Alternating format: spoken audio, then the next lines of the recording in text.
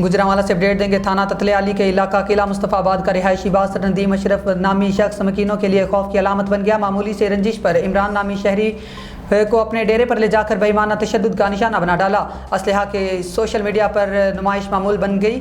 मुतल्लिका police के लिए बासर को नकेल डालना भी बड़ा चैलेंज। किला मुस्तफ़ाबाद में अरसा दराज से बासर नौजवान नदीम अशरफ ने मकीनों का जीना मुहाल कर रखा है।